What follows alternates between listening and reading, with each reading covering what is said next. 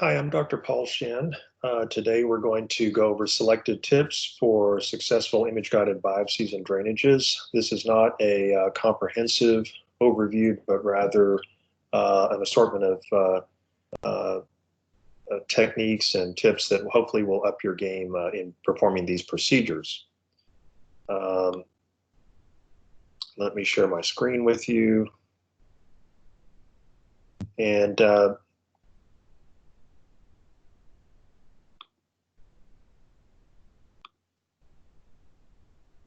So some of the things we'll cover are improving your needle biopsy technique, some quick tips on using ultrasound guidance, CT fluoroscopy, pre-bending drainage catheters, the so-called curved trocar technique, and using a 3D printed CT fluoroscopy compression device. But we'll start off with image-guided biopsies, how to use needle technique. So the way you hold the biopsy needle is important. I recommend that you, whenever possible, hold the hub of the needle and not the needle shaft. The reason for that is that you will have a better feel for what's happening at the needle tip if you hold the hub. For example, you'll be able to feel things like, is the needle popping through a fascial plane or an organ capsule? You'll be able to feel if the needle is not advancing through rubbery tissue, just kind of indenting it. And you can also feel things like needle deflection off of targets or tissues. And then even if you're holding the hub, keep in mind you can use your other hand or fingers as a needle stop to avoid going too deep in one step. So for example, with longer needles, you can hold the shaft of the needle between fingers, but still keep the index finger or thumb on the hub, and I'll show you what I mean. So this is something that beginners will often do, is they'll hold the shaft of the needle, but what you don't realize is that when you hold the needle this way, you have to squeeze the needle quite firmly, and that creates a lot of stress and tension in your hand, in the muscles of your hand, and yet the needle can still slide between the fingers. And this also results in less tactile feedback of what's going on at the tip of the needle. And I think it also gives you a little bit less spatial sense of the orientation of the needle.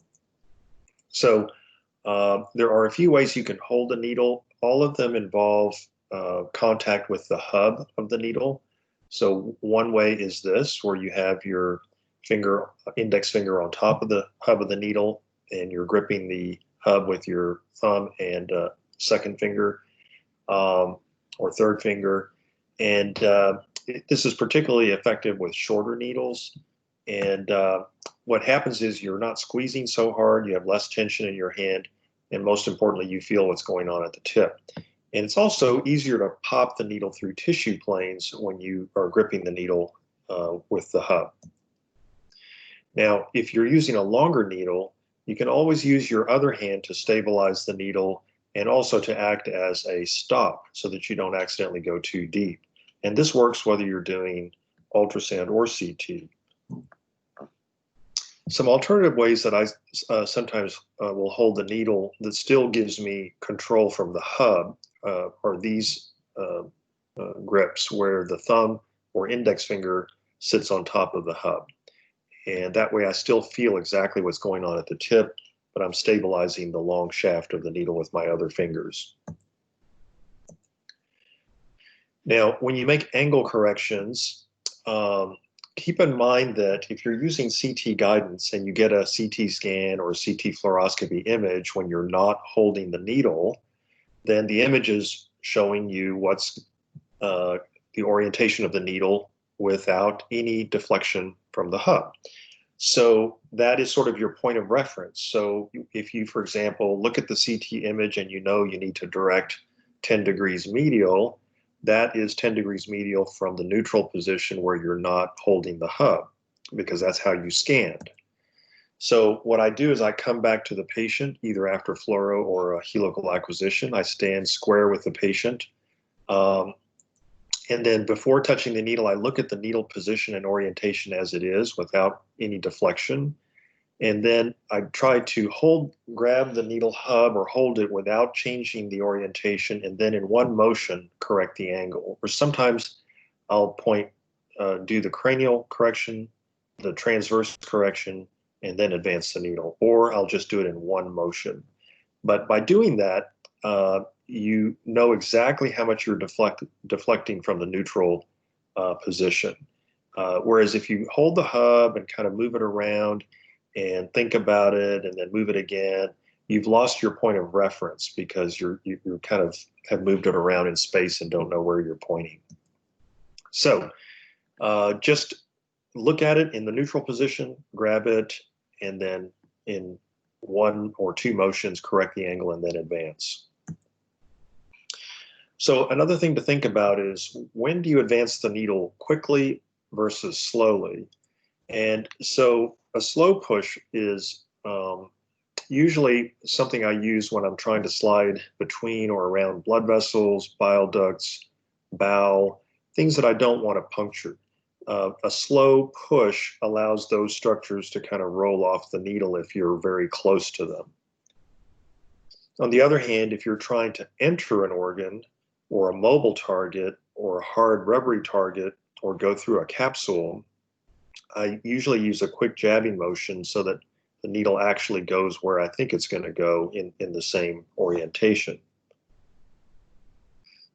By using a quick jabbing motion, you can minimize lacerating events due to motion of the organ. So for example, if you're entering the liver, going through the liver capsule, that can cause pain. And if you go slow, as soon as you hit the capsule, the patient may suddenly take a breath in or, gasp, and then you could have a laceration of the liver capsule. Going quickly, jabbing quickly in a short stabbing motion can also cause less pain from stretching and indenting organ capsules, and it may be a little bit less likely to slide off targets. One other thing I use is the bevel to help bite into a capsule, particularly if I'm not coming at it perpendicular. If I'm coming at it at an angle, I orient the bevel so that it's more likely to bite into the capsule, and I'll even tip the angle slightly more perpendicular to the capsule just to enter the capsule, and then I'll flatten out the angle to continue advancing the needle. Whatever you do, avoid parking the needle tip on an organ capsule, particularly those that move with respiration, so that you don't lacerate the organ capsule. Okay, so using the bevel of the needle. So most needles, such as Chiba needles and some of the core biopsy needles, have bevel tips. Some of them have diamond point tips, but if they have a bevel, it's useful to know how this can help you or hinder you. And so for most needles, such as Chibas, the bevel, first of all, it's a flat wedge-shaped surface of the cutting needle tip, and it acts like a wedge. And usually the bevel is on the same side as the notch on the hub, and that helps you keep track of where the bevel face is oriented as you do a procedure. And so it's useful to know that as you advance a needle, the needle will tend to drift or steer away from the bevel. And this is particularly noticeable with 20 gauge or smaller needles that are more flexible. And particularly if you are in a solid organ, the needle, as you advance it, will kind of drift away from the face of the bevel because of the wedge shape. So if you look at the bevel in cross section, the face of the bevel here is facing up, and it acts like a wedge, so the needle will tend to drift away from the face of that bevel in the direction that the arrow is pointing. So this can help you or hurt you. You can actually use it to help you steer towards your target, and so that's useful to know. You can use bevel steer in combination with correcting the shaft angle to get a slightly greater degree of angle correction than you would with just one of those two maneuvers by themselves. So when you hold the hub of the needle, you can hold the hub so that your fingers or squeezing the sides of the hub, and you can see where the bevel notch is pointing. So I'll sometimes hold a needle like this, and I know that the notch is pointing away from the palm of my hand, and that means that the bevel on the face of the needle tip is in the same direction as that notch.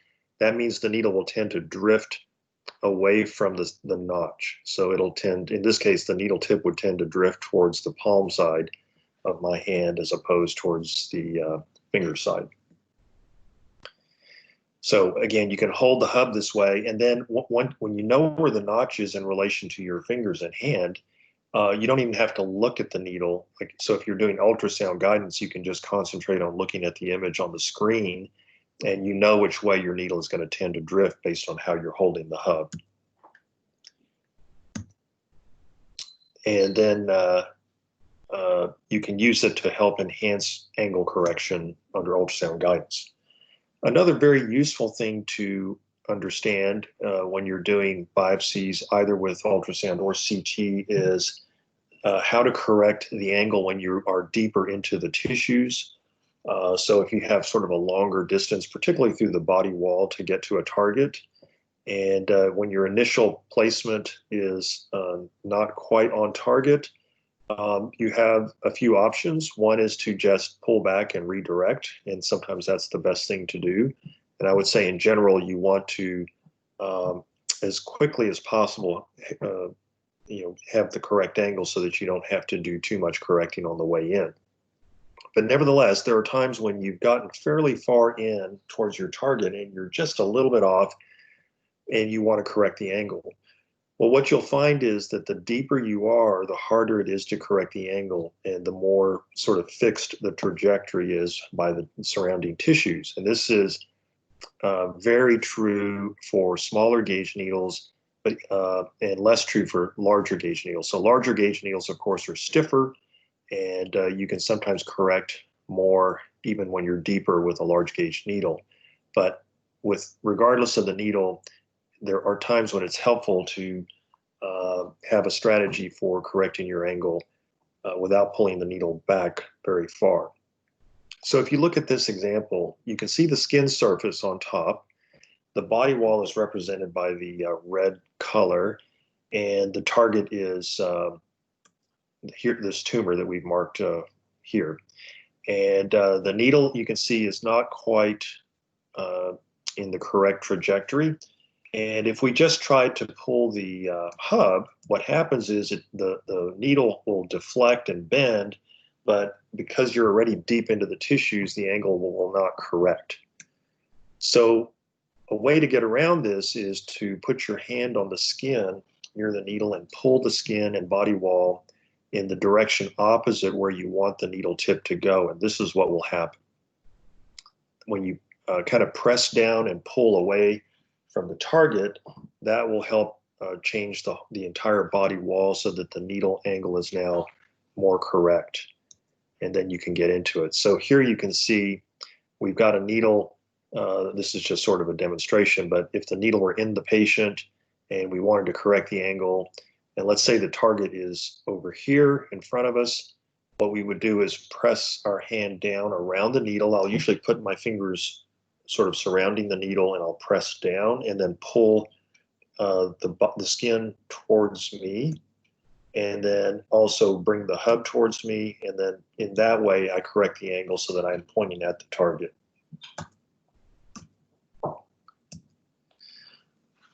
Okay, so this technique is useful when the needle is already fairly deep in the tissues, and it's particularly useful when you're using smaller gauge needles that tend to bend. But keep in mind, you want to use it when it's safe to deflect the needle substantially.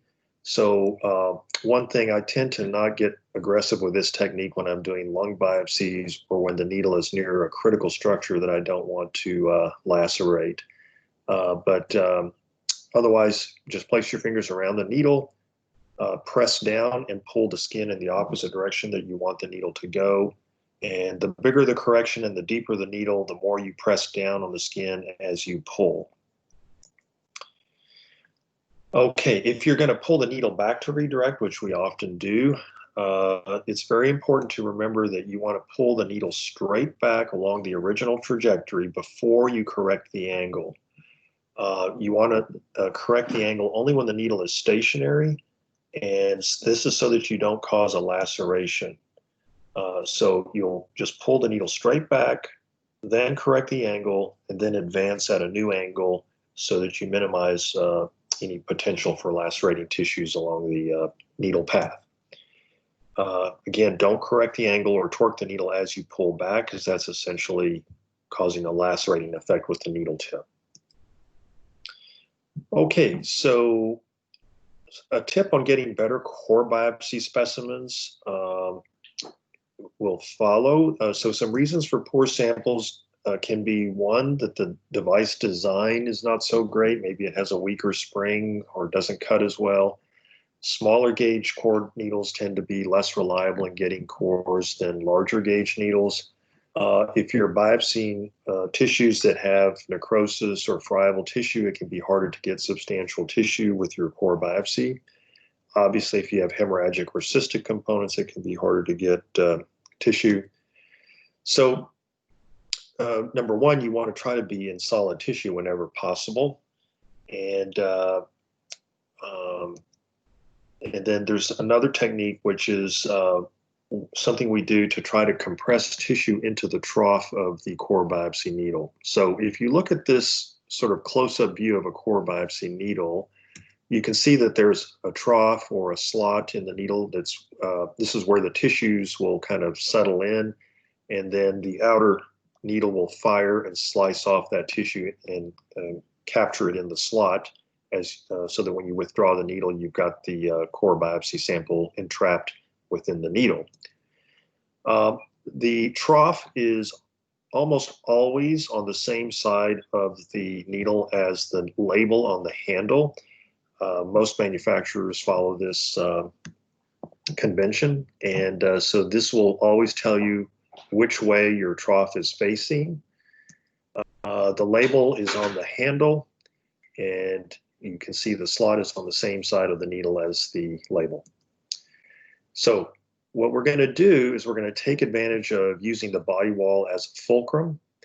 And what I mean by that is that when you have the needle in the patient, you can think of the skin as the fulcrum. And when you tip the handle away from the label, that's going to cause the distal end of the needle that has the trough to move in the opposite direction. And that will have the effect of compressing tissue into the slot. And if you always keep this relationship in mind, you will always be able to tip the handle away from the label just before you snap the core biopsy, so that you have a better chance of compressing tissue into the slot and getting a good core biopsy sample. So for example, once you have the trough deployed into the tumor, for example, you tip away from the label. So we've deployed the stylet, tipping away from the label, and when we fire it, we get a better core biopsy specimen. So just to review, the trough or the slot is usually on the same side of as the device handle label. Tip the handle away from the label to compress tissue into the slot. If you're using an introducer needle, it's better to tip the introducer needle hub rather than the actual core biopsy handle. The reason I say that is that if you aggressively tip the handle, you can sometimes sort of bend the needle inside the introducer, the core biopsy needle inside the introducer, which can sometimes cause friction and keep it from firing as well. So it's better to tip the introducer hub instead of the core device itself. Then you fire the device, and that compresses the tissue into the trough or slot, and you get a good sample. Okay, another approach that is sometimes useful is to bend the inner needle trough away from the slot or trough, and that can sort of have the same effect. So number one, it can be used to help sort of sample slightly different areas of a tumor because the trough deploys at an angle. And you can combine that with tipping the needle to change the angle of your sample. But it also can have the effect of improving the core tissue samples themselves. And so if you look at this diagram from Karam's paper, if you just deploy the slot as shown in the top figure A, you can then tip the hub to compress tissue into the slot. Or if you have pre-bent the stylet or the trough, as shown in figure B, when you deploy it, the trough will kind of go off at an angle into the tissue. And then when you fire the needle, the outer needle sort of snaps the trough forward as the cutting needle slides over it. And that has the impression of kind of instantly compressing the tissue as you shear it off. And so it can have the same effect. So those are two ways to sort of accomplish the same thing of compressing tissue into the needle trough for core biopsies. Okay, let's talk a little bit about using ultrasound. And when you do biopsies with ultrasound, I always want you to make sure you're comfortable, because if you're comfortable and relaxed, that goes a long way towards helping you accomplish a successful ultrasound-guided procedure. Make sure you raise the patient bed or stretcher to an appropriate height so that you don't have to bend over the patient or reach in an awkward way.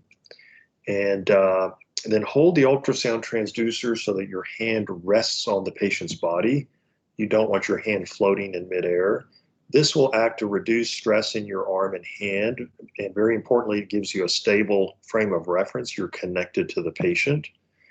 And then it helps eliminate variables in targeting with ultrasound. And then what you kind of ideally want to do is, have a stable ultrasound view of the target, particularly that's optimized for visibility and expiration when the patient is exhaling, because obviously that's the most stable part of the respiratory cycle. The patient tends to linger in expiration. And just let the breathing bring the target into view so that you're not moving the transducer constantly. This is for obviously organs and targets that are subject to respiratory motion. Okay, so for example, this is something that beginners will often do, is they'll hold the ultrasound transducer so that their hand is floating kind of in midair. The problem with this is that you don't really have a stable frame of reference. Your hand is not connected to the patient. You can drift and not know it. And plus, you want to be looking at the ultrasound screen as much as possible during the procedure. And if your hand is not connected to the patient, then you don't know that your transducer, for example, is drifting away from the needle, or it's you don't know that you're maintaining a stable angle to the patient's body, and so on. Instead, do something like this. Hold the transducer so that your hand is resting comfortably on the patient. It connects you to the patient. It gives you a very stable view with the ultrasound, and then you can still make minor adjustments with the ultrasound transducer. And then you can hold the needle with your other hand. And once you've got the transducer perfectly lined up on the needle, and because your hand is resting on the patient, you don't have to worry that you're drifting away from the needle entry point, for example. So on this image, you can just see that you're lining up the needle so that it's in plane with the ultrasound beam. And again, so you're going to rest your hand on the patient while you're holding the probe so that your arm stays relaxed without tension. Your probe position will be stable, and then you can concentrate on other variables related to targeting with ultrasound. So one of the variables is keeping the transducer lined up on the needle entry site. That's skin incision site where you've placed the needle. That's one variable. You want to kind of make sure that that's always lined up. If you do need to adjust the transducer, let's say you picked the spot, you did your local anesthesia, but then with slight changes in breathing or something, the lesion is slightly higher up than you thought it was going to be. So the temptation is just to slide the transducer cephalad but then you may no longer be lined up on the needle entry site with the end of the transducer. So what I would like you to think about is, instead of sliding the transducer in the direction of the lesion, think of rotating the transducer around the needle entry site like the minute hand of a clock. So for example, if you think of the skin entry site as this point, and then obviously you have your ultrasound probe lined up on the skin entry point, rather than moving the probe transversely like this, the problem here is that if this is what brings the lesion into view, your transducer is no longer lined up on the skin entry point. And ideally, you want to be able to see the entire needle trajectory, which means the end of the probe has to be lined up on the skin entry point. So instead of ending up with this where your needle is out of plane, rotate the ultrasound probe around the skin entry point like the arm of a clock. And that'll keep the needle trajectory in plane, and hopefully will bring the lesion into view if you're slightly off. Okay, so let's just say a couple words about CT fluoroscopy. It's interesting, not everybody likes to use CT fluoroscopy, but it's an incredibly useful tool, and it can really make a difficult procedure much easier, and it can also make procedures much quicker. And it really doesn't have to involve much radiation dose to the operator. Number one, the scatter dose to the operator is through the apron, and thyroid shield is negligible. And if you wear leaded glasses, the dose coming through the glasses is negligible. But nevertheless, we want to keep our exposure as low as possible. So number one, set your CT fluoroscopy technique at the lowest practical dose and use it selectively. Generally, most modern scanners also have angular beam modulation or partial rotation options, where the beam will only enter the patient on a partial rotation that's sort of opposite to the side of the operator, so that you have less scatter directly to the operator. And then that will help minimize your dose and the patient dose, and then just use it selectively. Now, if you need breath holding for CT fluoroscopy, a couple things to keep in mind. One is you can coach the patient to stop breathing at whatever point in the respiratory cycle you find helpful. Usually what I find is that rather than asking the patient to stop breathing in expiration, I prefer to just watch their breathing and tell them when to stop breathing. And so I will often just say, every now and then I'm going to ask you to stop breathing. When I say stop breathing, just stop right where you are and don't take in a breath. If you just say, hold your breath, patients always take in a breath and then hold it. That's sort of instinctively what we do when someone tells us to hold our breath. So you have to coach them. And just as an aside, I would say most procedures, you don't even have to do breath holding. But for some procedures, occasionally a small renal target or maybe certain lung nodules, it can be helpful to do breath holding. So in those cases, I'll coach the patient and say, every now and then I'm going to ask you to stop breathing. And when I say stop breathing, just stop right where you are and don't take in a breath. So that works great if you can see the patient's breathing. On some patients, it's hard to see their respiratory motion, particularly if they're large. And in some cases, you may have to ask them to stop breathing in expiration, and usually they can do that. Okay, so when you take the fluoro image, most systems are set up to give you 3 images, kind of one centered on the needle, one above and one below. And so you kind of get used to looking at these, and you just have to know which image is superior, which is centered on the needle, and which is inferior. Always keep in mind that how it displays on your monitor is predicated on how the CT technologist oriented the patient in the scanner software. So if the patient is head first, it's important that they actually inputted the patient as head first. Otherwise, everything could be backwards.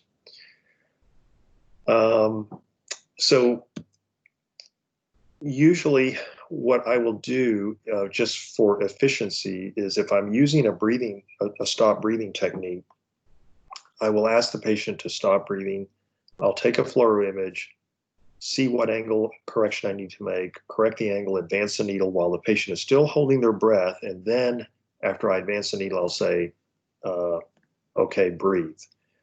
Or I'll first take a repeat fluoro image to confirm that I got the needle where I wanted to, and then ask the patient to breathe. That's a very quick way to minimize the number of breath holds that you need during CT fluoro. Okay, so let's talk about another technique that's not widely used, but is I find incredibly useful, and that is pre-bending drainage catheters, or using a so-called curved trocar technique for catheter drainage placements. And this kind of gets to the issue of trocar versus Seldinger technique. Trocar means that you are advancing a catheter over a metal stiffener and sharp needle stylet so that you just in one motion trocar the catheter into a target.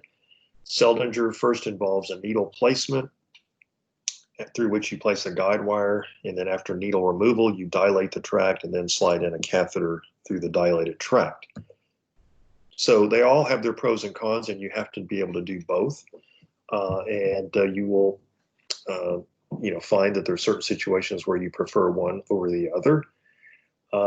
It's sort of interesting. I tended to use a lot of Seldinger technique early in my career, and I still use it, but trocar technique is something I'm using more and more, but it's largely because of this curved trocar technique.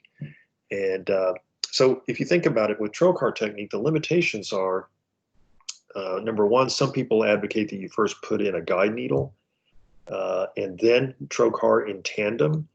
But what I find is that the deformation of anatomy when you use trocar technique, with a straight catheter, is a little bit unsettling sometimes, because there is quite a bit of deformation of the anatomy when you use the trocar technique in a large catheter, particularly in the abdomen. So one way you can notice that is if you've placed a guide needle and then you're trocaring in tandem, it's sometimes impressive how much the guide needle deflects. And you realize that, you may be advancing the needle, into anatomy that you didn't want to advance into. So also, with CT guidance, long catheters are difficult to trocar in, because unless you trocar it all the way into the target in one step, the catheter may be too long for you to obtain a CT Fluoro or helical CT acquisition for confirmation if you're trying to incrementally get into the target. Ultrasound doesn't have that problem, so that's one of the advantages of ultrasound. So we don't, with deep targets or when there's critical structures, we don't like the idea of trocaring all the way into a deep target because it can be really unsafe.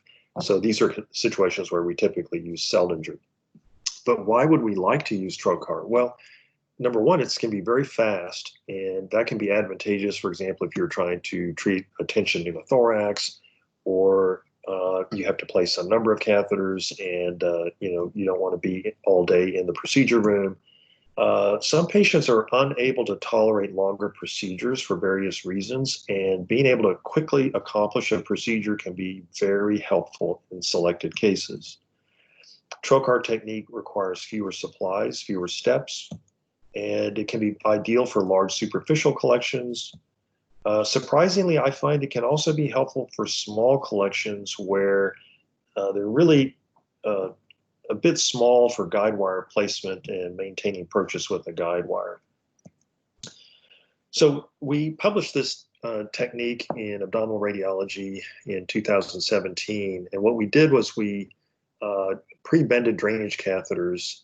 So we would first prepare the catheter, we would insert the metal cannula and stiffener as well as the metal stylet, and we would then bend the catheter at numerous points, beginning about 10 centimeters from the tip and working all the way back towards the hub. The goal is to get a 90-degree curvature of the entire catheter with no abrupt bends. That's important. You just want a gradual 90-degree curve. And then you make the skin incision large enough to easily accommodate the catheter. You can use your tissue spreaders and then apply local anesthetic along the entire track. And then here you see we've pre-bended the catheter. You can actually bend all the way back to the hub and a little bit closer to the tip than we did in this case. And then you activate the hydrophilic coating by dipping the tip in saline. Then you place it into your incision site, and then you just hold the very end of the catheter hub so that the vertical portion of the catheter is in plane with the CT beam, and then move the patient into the scanner. So for example, here we're going to place a chest tube, and you can see the catheter tip is in the subcu tissues. You can adjust the angle and then confirm with fluoro, and then you just reach in.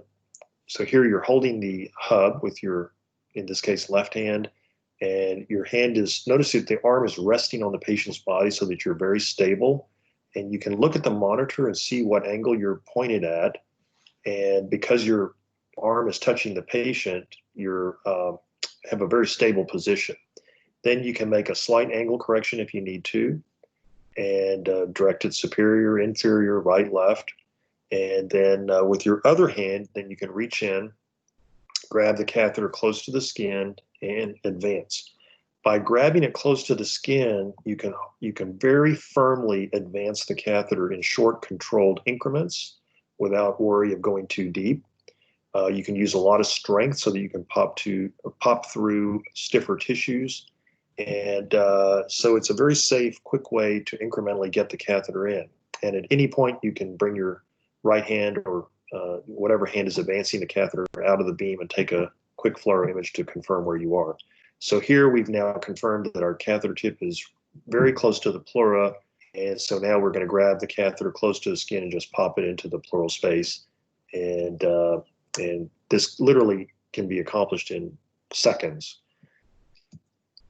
Now, when you are ready to deploy the catheter or slide the catheter off of the metal cannula, you release the catheter hub by unscrewing the lure lock. And then it's important to remember that now the metal is bent, so the metal stylet and stiffener don't really want to turn. So you have to turn the catheter hub to release it from the stiffener. And then you want to advance the catheter into the cavity. And the way you do this is important. You want to use both hands to deploy the catheter. You're going to simultaneously push the catheter hub off of the stiffener with the hand at the hub. So here you put your index finger on the hub and push the catheter off of the metal cannula and stiffener towards the patient. And at the same time, with your other hand, you're going to guide the catheter in at the skin entry site. And while you're doing this, pay attention to the curvature of the catheter and maintain that curvature. If you maintain that curvature by pushing with both hands at the same time, then you are sure that the metal is not going deeper into the patient. And it doesn't matter for large collections or large cavities, but if it's a small collection or if there's a critical structure deep to it, sort of mastering this technique will help you avoid injuring those structures with the metal stiffener or stylet. So here the catheter has been advanced into the collection and the loop has been formed. And basically the advantages of pre-bending drainage catheters using the curved trocar technique are that it allows you to clear the gantry and incrementally check the position of the catheter as you deploy it. Even if the catheter is only skin deep, you can check your position and angle, and then you incrementally advance and use CT fluoroscopy confirmation at each step, correcting the angle as needed, and it keeps your operator hand outside of the beam, so you have minimal dose to your hands. And it also avoids the use of a guide wire in certain cases, such as in the pleural space.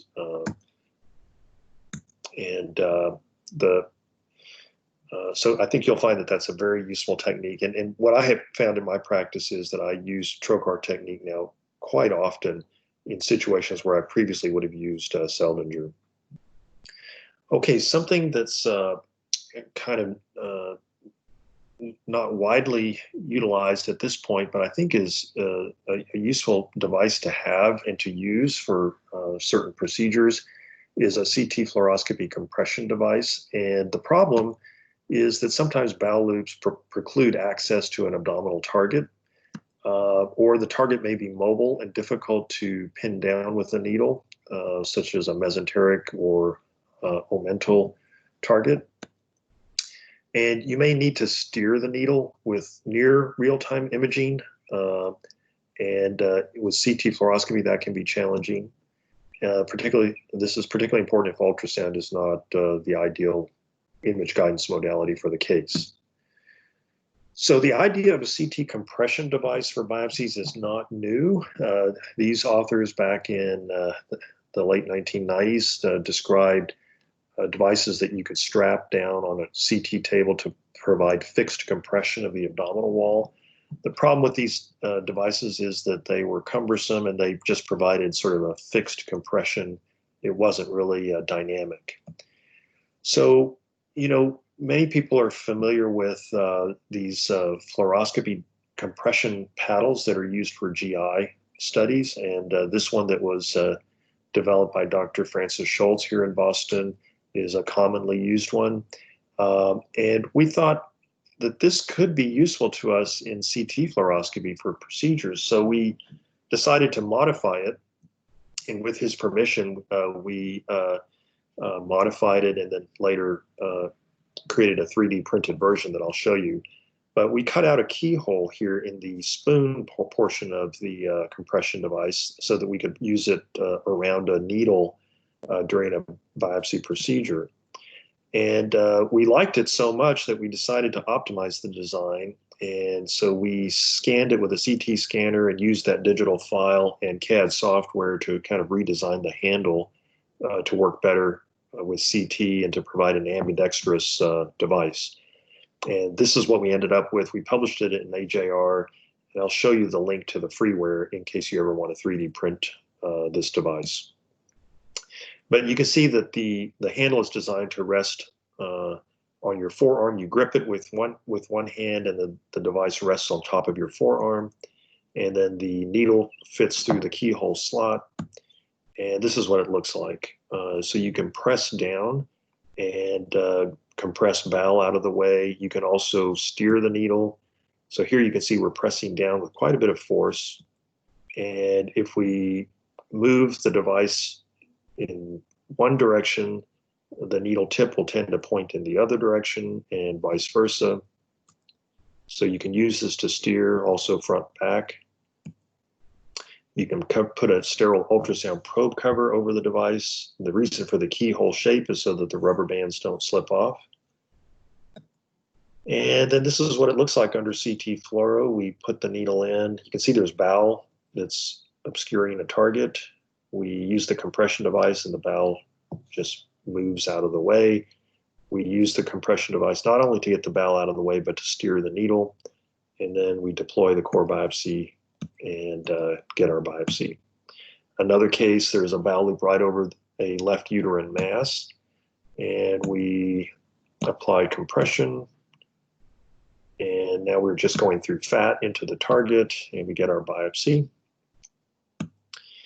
So the CT Fluoro compression device allows us to displace intervening structures, particularly bowel. It allows us to steer the needle. We can pin mobile masses with it so that they aren't moving as much when we try to pop a needle into it. It can help shorten the distance to a deep target. And yet throughout all of this, it keeps our hand out of the CT beam. And so we've made this available as freeware at this website here. Okay, so those are just some tips and tricks to help you with CT or image-guided biopsies and drainages, and hope you found this helpful. Thank you.